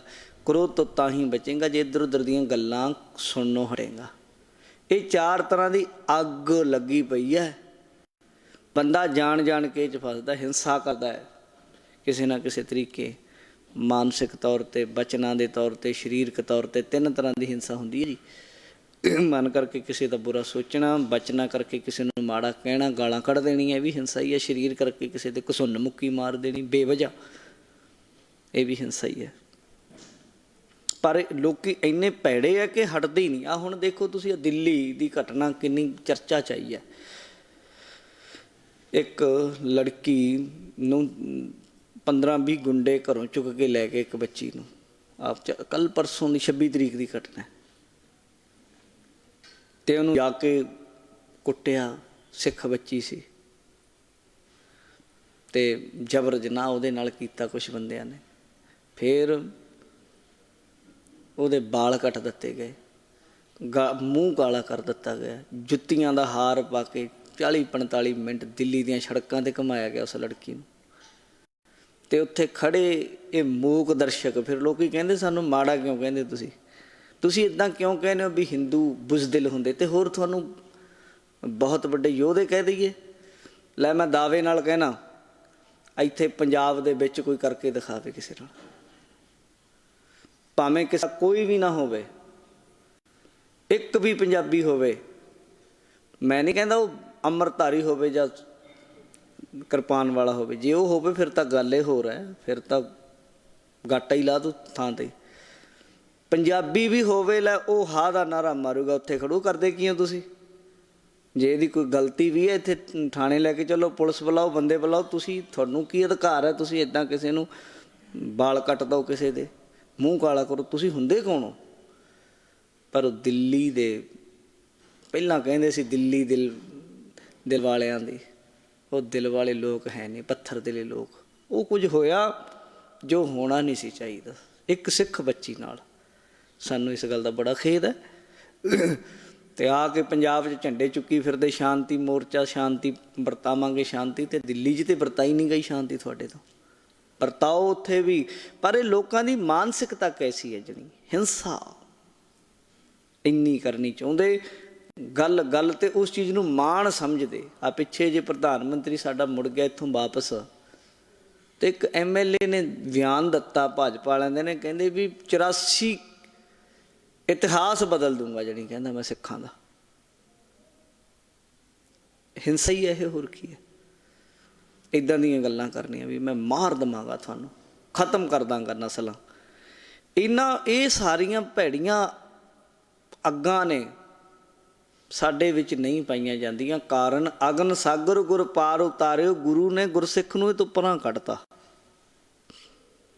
ਸਿੱਖ ਨਹੀਂ ਕਦੇ ਇਹਨਾਂ ਚੀਜ਼ਾਂ ਨੂੰ ਦੇ ਹੱਕ 'ਚ ਵੀ ਨਹੀਂ ਆਉਂਦਾ, ਨਾ ਕਰਦਾ ਇੱਦਾਂ ਦੇ। ਹਾਂ, ਕੋਈ ਚੜ੍ਹ ਕੇ ਹੀ ਆ ਗਿਆ ਫਿਰ ਉਹ ਸ਼ਸਤਰ ਚੁੱਕ ਲੈਣਾ, ਉਹ ਵੀ ਸਾਡਾ ਧਰਮ ਹੈ। ਕੋਈ ਘਰੇ ਹੀ ਆ ਬੜੇ ਮਾਰਨ, ਪਰ ਉਹ ਵੀ ਹਿੰਸਾ 'ਚ ਨਹੀਂ ਕਰਦਾ, ਗੁੱਸੇ 'ਚ ਨਹੀਂ ਕਰਦਾ ਹੈ, ਕਿਉਂਕਿ ਇਹਨਾਂ ਤੋਂ ਪਾਰ ਉਤਰ ਗਿਆ। ਉਹ ਰਹਾਓ ਵਿਸ਼ਰਾਮ ਦੇ ਕੇ ਸਮਝਾਉਂਦੇ ਆ, ਕਰ ਕੀਰਤਨ ਮਨ ਸ਼ੀਤਲ ਭਏ। ਪ੍ਰਭੂ ਦਾ ਕੀਰਤਨ ਕਰਕੇ, ਉਹਦੀ ਸਿਫਤ ਕਰਕੇ ਵੀ ਗੁਰਸਿੱਖ ਦਾ ਮਨ ਠੰਡਾ ਹੋ ਜਾਂਦਾ ਹੈ। ਮਨ ਦੀ ਮੈਲ ਉਤਰ ਜਾਂਦੀ, ਮਨ ਠੰਡਾ ਹੋ ਜਾਂਦਾ ਹੈ। ਜਨਮ ਜਨਮ ਕੇ ਕਿਲ ਵਿਖ ਗਏ, ਜਨਮਾਂ ਜਨਮਾਂਤਰਾਂ ਦੇ ਉਹਦੇ ਪਾਪਾਂ ਕਰਕੇ ਜਿਹੜੇ ਅੰਦਰੋਂ ਮਨ ਤਪਿਆ ਪਿਆ ਸੀ ਨਾ, ਭੱਠੀ ਦੀ ਕੋਲੇ ਦੀ ਤਰ੍ਹਾਂ, ਇਉਂ ਉਹਦਾ ਮਨ ਹੈ ਜਿਹੜਾ ਸਾਧ ਸੰਗਤ ਜੀ ਉਹ ਠੰਡਾ ਹੋ ਜਾਂਦਾ ਅਤੇ ਉਹਦੇ ਪਾਪ ਚੱਲ ਜਾਂਦੇ ਆ। ਸਰਵ ਨਿਧਾਨ ਪੇਖੇ ਮਨ ਮਾਹੇ, ਸਾਰੇ ਨਿਧਾਨ ਖਜ਼ਾਨਿਆਂ ਦਾ ਮਾਲਕ ਵਾਹਿਗੁਰੂ ਉਹਨੂੰ ਮਨ ਵਿੱਚ ਦਿਸ ਪੈਂਦਾ ਭਾਈ, ਹਿਰਦੇ ਵਿੱਚ। ਅਬ ਢੂੰਡਣ ਕਾਹੇ ਕਉ ਜਾਹੇ, ਅਸੀਂ ਭਾਈ ਸੰਨਿਆਸੀ ਬਣ ਕੇ, ਸਰੇਵੜੇ ਬਣ ਕੇ, ਜੋਗੀ ਬਣ ਕੇ ਲੱਭਣ ਕਿਹਨੂੰ ਜਾਈਏ ਜਦੋਂ ਸਾਡੇ ਘਰੇ ਹੀ ਮਿਲ ਗਿਆ। ਜਦ ਕਥਾ ਸੁਣ ਕੇ, ਕੀਰਤਨ ਸੁਣ ਕੇ, ਸਤਸੰਗਤ ਦੇ ਰਾਹੀਂ ਸਾਡੇ ਅੰਦਰ ਹਿਰਦੇ 'ਚ ਵਸ ਗਿਆ, ਸਾਨੂੰ ਅੰਦਰੇ ਦਿਸ ਪਿਆ। ਜਦੋਂ ਸਾਨੂੰ ਉਹਨੇ ਕਹਿ ਦਿੱਤਾ ਕਿ ਤੇਰੇ ਹਿਰਦੇ ਵਿੱਚ ਅੰਦਰ ਬੋਲ ਰਿਹਾ ਔਰ ਮੈਨੂੰ ਦਿਸ ਗਿਆ, ਦੀਦਾਰ ਹੋ ਗਏ, ਤੇ ਹੁਣ ਲੱਭਣ ਕਿਉਂ ਜਾਈਏ, ਕਿੱਧਰ ਜਾਈਏ? ਫਰੀਦਾ ਜੰਗਲ ਜੰਗਲ ਕਿਆ ਭਵੈ, ਵਣ ਕੰਡਾ ਮੋੜੇ ਹੈ, ਵਸੀ ਰੱਬ ਹਿਆਲੀ ਹੈ ਜੰਗਲ ਕਿਆ ਢੂੰਡੇ ਹੈ। ਫਿਰ ਕਿੱਧਰ ਜਾਏਗਾ ਉਹ ਜੰਗਲਾਂ ਵਿੱਚ ਜੀ? ਉਹਨੂੰ ਲੋੜ ਨਹੀਂ ਹੈ ਕਿਤੇ ਜਾਣ ਦੀ। ਪ੍ਰਭ ਆਪਣੇ ਜਬ ਭਏ ਦਇਆਲ, ਪ੍ਰਭੂ ਜਦੋਂ ਦਿਆਲੂ ਹੋ ਗਏ, ਪੂਰਨ ਹੋਈ ਸੇਵਕ ਕਾਲ। ਸੇਵਕ ਦੀ ਸੇਵਾ ਘਾਲਣਾ ਫਿਰ ਪੂਰੀ ਹੋ ਗਈ। ਆ ਵੀ ਘਾਲਣਾ ਹੀ ਹੈ, ਕਥਾ ਸੁਣਨੀ, ਕੀਰਤਨ ਸੁਣਨਾ ਹੈ ਤਾਂ ਘਾਲਣਾ ਹੀ ਹੈ। ਆਪਣੇ ਮਨ ਦਾ ਵਿਪਰੀਤ ਜਾਣਾ ਹੁੰਦਾ। ਇਹ ਮਨ ਥੋੜ੍ਹਾ ਆਉਣਾ ਚਾਹੁੰਦਾ ਇੱਥੇ। ਮਨ ਰੋਜ਼ ਨਿੱਤ ਗੱਲ ਚੱਲਦੀ ਹੈ, ਕਿਆ ਕੰਮ ਨਹੀਂ ਕਰਨਾ ਤੇ ਅੰਦਰਲਾ ਕਰਦਾ ਹੁੰਦਾ, ਉਹ ਸੁਣਨੀ। ਇਹ ਵੀ ਜੰਗ ਹੈ। ਬੰਦਾ ਆਪਣੇ ਵਿਰੁੱਧ ਨਹੀਂ ਸੁਣ ਸਕਦਾ, ਉਸਤਤੀ ਸੁਣ ਲਏਗਾ, ਵਿਰੋਧ ਨਹੀਂ ਸੁਣ ਸਕਦਾ। ਪਰ ਕਥਾ ਵਿੱਚ ਇਹਦੀਆਂ ਗਲਤੀਆਂ 'ਤੇ ਚਾਨਣਾ ਪਾਇਆ ਜਾਂਦਾ ਵੀ ਆਹ ਗਲਤੀਆਂ ਨੇ। ਫਿਰ ਕਿੱਡੀ ਘਾਲਣਾ ਜੀ। ਉਹ ਭਾਈ ਸੁਥਰੇ ਸ਼ਾਹ ਇੱਕ ਦਿਨ ਕਥਾ ਵਿੱਚ ਬੈਠਾ ਬੈਠਾ ਗੁਰੂ ਗੋਬਿੰਦ ਸਿੰਘ ਮਹਾਰਾਜ ਦੀ ਬਚਨ ਚੱਲ ਰਹੇ ਸੀ, ਮੂੰਹ ਘੁਮਾ ਕੇ ਬਹਿ ਗਿਆ ਇੱਦਾਂ ਮਹਾਰਾਜ ਵੱਲੋਂ। ਉਹ ਕਹਿੰਦੇ ਸੁਥਰਿਆ ਕੀ ਕਰਦਾ? ਕਹਿੰਦਾ ਜੀ ਮੂੰਹ 'ਤੇ ਵੱਜਦੀਆਂ ਸਿੱਧੀਆਂ ਜੁੱਤੀਆਂ, ਇੰਨੀਆਂ ਖਾਧੀਆਂ ਨਹੀਂ ਜਾਂਦੀਆਂ, ਤਾਂ ਕਰਕੇ ਥੋੜ੍ਹੀਆਂ ਜਿਹੀਆਂ ਇੱਧਰ ਪਿੱਠ 'ਤੇ ਮਾਰ ਲਓ। ਹਾਸਾ ਪਾ ਦਿੱਤਾ। ਸੱਚਾਈ ਹੈ ਇਹ। ਗੁਰ ਸ਼ਬਦ ਦੇ ਵਿੱਚ ਜਦੋਂ ਬਾਣੀ ਵਿੱਚ ਸਾਡੀਆਂ ਊਣਤਾਈਆਂ ਅੱਗੇ ਆਉਂਦੀਆਂ, ਇਹ ਮਨੁੱਖੀ ਸੁਭਾਅ ਹੈ, ਝੱਲ ਨਹੀਂ ਪਾਉਂਦਾ। ਜਦੋਂ ਕਿਤੇ ਇਹਦੇ ਕੋਈ ਔਗਣ ਦੱਸੇ ਅੱਗੇ, ਇਹਨੂੰ ਬੜਾ ਬੁਰਾ ਲੱਗਦਾ ਹੈ। ਇਹਨੂੰ ਲੱਗਦਾ ਹੀ ਦੁਸ਼ਮਣ ਆ ਉਹ ਬੰਦਾ ਵੀ ਇਹ ਮੇਰੇ ਔਗਣ ਦੱਸਦਾ। ਇਹ ਕੌਣ ਹੁੰਦਾ ਹੈ? ਪਰ ਸਾਧ ਸੰਗਤ, ਇਹ ਗੁਰੂ ਨਾਨਕ ਦੇ ਘਰ ਦੇ ਸਿੱਖ ਇਹ ਘਾਲਣਾ ਸਮਝਦੇ ਆ ਆਪਣੀ, ਔਰ ਇਹਦੇ ਰਾਹੀਂ ਉਹਨਾਂ ਦਾ ਮਨ ਸ਼ੁੱਧ ਹੁੰਦਾ ਹੈ। ਆਪਣੇ ਔਗਣਾਂ ਨੂੰ ਵੇਖਦੇ ਆ ਅੱਗੇ ਕਰਕੇ ਵੀ ਮੇਰੇ ਔਗਣ ਨੇ, ਉਹਨਾਂ ਨੂੰ ਸਾਧ ਸੰਗਤ ਇਹ ਫਿਰ ਪਿੱਛੇ ਛੁੱਟਦੇ ਜਾਂਦੇ ਆ। ਫਿਰ ਇਹ ਘਾਲਣਾ ਸੇਵਕ ਦੀ ਪੂਰੀ ਹੋ ਜਾਂਦੀ ਹੈ। ਬੰਧਨ ਕਾਟ ਕੀਏ ਆਪਣੇ ਦਾਸ, ਫਿਰ ਬੰਧਨ ਕੱਟ ਦਿੰਦਾ ਹੈ ਔਗਣਾਂ ਦੇ, ਫਿਰ ਆਪਣੇ ਸੇਵਕ ਬਣਾ ਲੈਂਦਾ ਹੈ। ਸਿਮਰ ਸਿਮਰ ਸਿਮਰ ਗੁਣ ਤਾਸ, ਜਦੋਂ ਸਿਮਰਦਾ ਹੈ ਮਨ ਕਰਕੇ, ਸਿਮਰਦਾ ਹੈ ਬਚਨਾਂ ਕਰਕੇ, ਸਿਮਰਦਾ ਹੈ ਕਰਮਾਂ ਕਰਕੇ, ਮਨ ਬਚ ਕਰਮ ਪ੍ਰਭ ਆਪਣਾ ਧਿਆਈਐ। ਫਿਰ ਜਦੋਂ ਫਿਰ ਮਹਾਰਾਜ ਕਹਿੰਦੇ ਭਾਈ ਇਉਂ ਫਿਰ ਉਸ ਬੰਦੇ ਦੇ ਪਰਮੇਸ਼ਰ ਦਾ ਸਿਮਰਨ ਕਰਕੇ ਇੱਕੋ ਮਨ ਇੱਕੋ ਸਭ ਠਾਈ, ਉਹਨੂੰ ਸਮਝ ਪੈ ਜਾਂਦੀ ਮੇਰੇ ਮਨ 'ਚ ਵੀ ਉਹੀ ਪਰਮਾਤਮਾ ਇੱਕ ਵਸਿਆ, ਸਾਰੀ ਜਗ੍ਹਾ ਵੀ ਉਹੀ ਹੈ, ਹਰ ਜਗ੍ਹਾ ਵਿਆਪਕ ਹੈ। ਪੂਰਨ ਪੂਰ ਰਹਿਓ ਸਭ ਜਾਏ, ਉਹ ਪਰਿਪੂਰਨ ਵਾਹਿਗੁਰੂ ਸਾਰੀਆਂ ਜਗ੍ਹਾ ਵਿੱਚ ਵਿਆਪਕ ਹੈ, ਵਸਿਆ ਹੋਇਆ ਹੈ। गुरपूरै सब भरम चुकाया। पूरे गुरु ने ਸਾਰੇ ਤਰ੍ਹਾਂ ਦਾ ਭਰਮ ਗੁਰਸਿੱਖਾਂ ਦਾ ਚੁਕਾ ਦਿੱਤਾ, ਦੂਰ ਕਰ ਦਿੱਤਾ। ਫਿਰ ਉਹਨੂੰ ਭਰਮ ਨਹੀਂ, ਵਹਿਮ ਨਹੀਂ, ਉਹਨੂੰ ਚਿੰਤਾ ਨਹੀਂ। ਆਖਰੀ ਪੰਕਤੀ 'ਚ ਕੀ ਕਹਿੰਦੇ? ਹਰ ਸਿਮਰਤ ਨਾਨਕ ਸੁਖ ਪਾਇਆ। ਮਹਾਰਾਜ ਕਹਿੰਦੇ ਵਾਹਿਗੁਰੂ ਦੇ ਸਿਮਰਨ ਦੇ ਨਾਲ ਜੀਵ ਨੇ ਲੋਕ ਪਰਲੋਕ ਦਾ ਸੁਖ ਪਾ ਲਿਆ, ਉਹਦਾ ਜੀਵਨ ਸਫਲ ਹੋ ਗਿਆ। ਇਹ ਲੋਕ ਸੁਖੀਏ, ਪਰਲੋਕ ਸੁਹੇਲੇ ਹੋ ਗਏ ਹਨ। ਇਹ ਗੁਰੂ ਸਾਹਿਬ ਨੇ ਬਖਸ਼ਿਸ਼ ਕੀਤੀ ਜੀ। ਇੱਥੇ ਹੀ ਸ਼ਬਦ ਦੀ ਸੰਪੂਰਨਤਾ, ਸਮੇਂ ਦੀ ਸਮਾਪਤੀ, ਹੋਈਆਂ ਭੁੱਲਾਂ ਦੀ ਖਿਮਾ। ਸਮੂਹ ਸੰਗਤ ਜਿਤਨੀ ਵੀ ਦੂਰੋਂ ਨੇੜੋਂ ਚੱਲ ਕੇ ਗੁਰੂ ਦਰਬਾਰ ਵਿੱਚ ਹਾਜ਼ਰ ਹੋਈ, ਸਭਨਾਂ ਨੂੰ ਗੁਰਦੁਆਰਾ ਨਾਢਾ ਸਾਹਿਬ ਵਿਖੇ ਪਹੁੰਚਣ ਉੱਤੇ ਜੀਓ ਆਇਆਂ ਨੂੰ ਆਖਿਆ ਜਾਂਦਾ ਹੈ। ਬੁਲਾਓ ਫਤਿਹ। ਵਾਹਿਗੁਰੂ ਜੀ ਕਾ ਖਾਲਸਾ, ਵਾਹਿਗੁਰੂ ਜੀ ਕੀ ਫਤਿਹ।